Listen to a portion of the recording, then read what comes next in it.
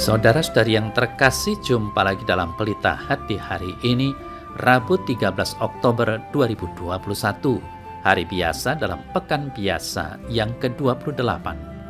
Bersama saya Romo Thomas Suratno, SC dari Paroki Cilandak, Jakarta Selatan, mendengar dan merenungkan Sabda Tuhan, yakni firman Tuhan yang tersurat dalam Injil Lukas, bab atau pasal 11, ayat 42 sampai dengan ayat 46.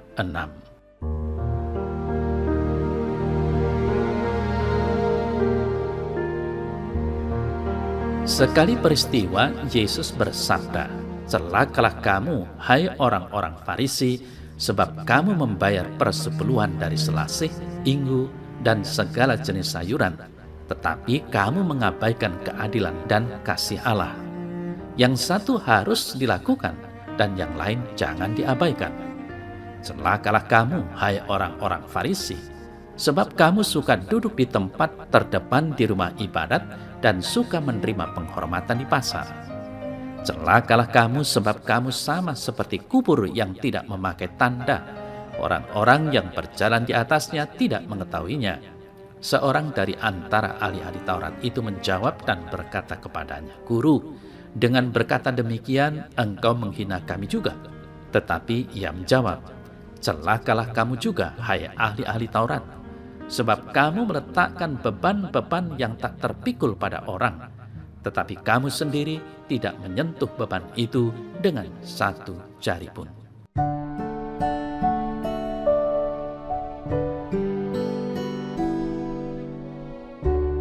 Saudara-saudari yang terkasih, dalam warta Injil hari ini, Yesus mengecam keras kaum Farisi dan ahli-ahli Taurat. Ia mengecam mereka dengan kata celakalah, yang mengandung juga ungkapan marah karena kedegilan hati mereka. Yesus kecewa dan marah karena para pemimpin agama itu gagal dalam mendengarkan firman Tuhan dan mereka keliru dalam membimbing jemaat ke jalan Tuhan.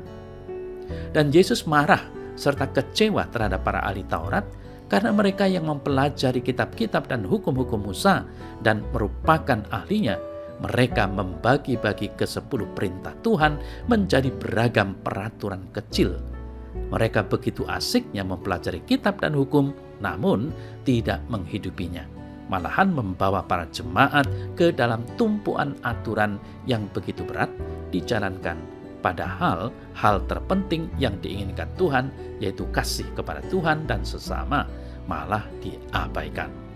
Bukannya membimbing jemaat kepada Tuhan, mereka malah membawa mereka ke jurang kehancuran rohani. Saudara-saudari yang terkasih, Yesus menggunakan contoh persepuluhan untuk menunjukkan seberapa jauh mereka telah gagal memahami tanda.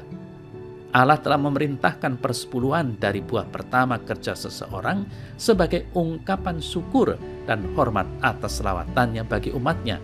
Ulangan 14 ayat 22, Imamat 27 ayat 30. Namun para ahli Taurat memanjangkan secara ekstrim aturan perpuluhan sampai pada hal-hal yang tidak penting, misalnya tanaman kecil, dengan ukuran perhitungan matematis yang begitu besar.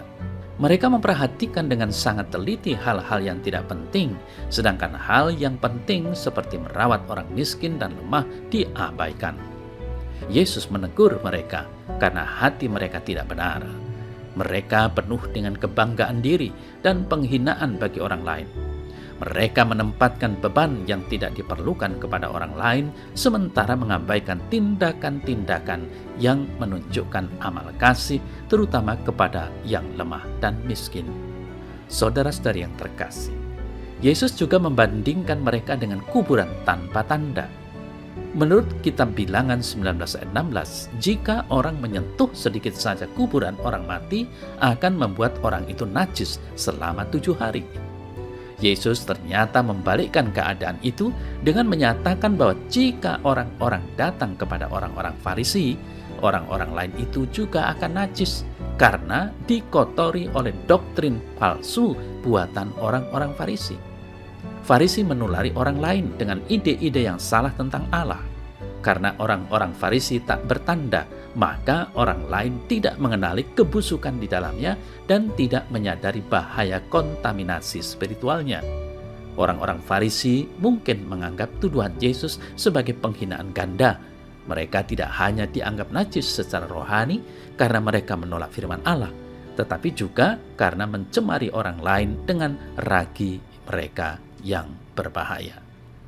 Saudara-saudara yang terkasih, apa arti dari pengajaran Yesus ini?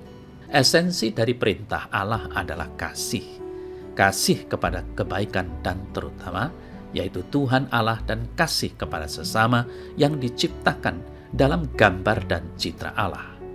Allah adalah kasih, dan segala yang dilakukannya berasal dari kasih-Nya kepada kita. Kasih Tuhan adalah tak bersyarat dan secara keseluruhan diarahkan untuk kebaikan bagi orang lain. Kasih sejati akan merangkul dan mengangkat beban yang diderita orang lain. Rasul Paulus mengingatkan kita bahwa pengharapan tidak mengecewakan, karena kasih Allah telah dicurahkan di dalam hati kita oleh Roh Kudus yang telah dikaruniakan kepada kita. Roma 5 ayat 5. Apakah Anda mau membantu sesama dalam meringankan beban mereka? Tuhan memberikan kepada kita rahmat yang mencukupi setiap hari untuk mengasihi seperti Dia mengasihi, dan untuk meringankan beban sesama, sehingga mereka pun bisa mengalami rahmat dan kasih Yesus Kristus.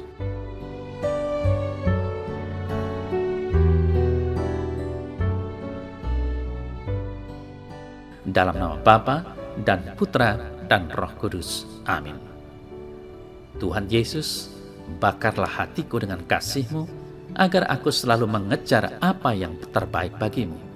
Bebaskan hatiku dari keegoisan diri, sehingga hatiku memiliki ruang untuk kebaikan, belas kasihan kepada setiap orang yang aku kenal dan jumpai. Amin. Dalam nama Bapa dan Putra dan Roh Kudus. Amin.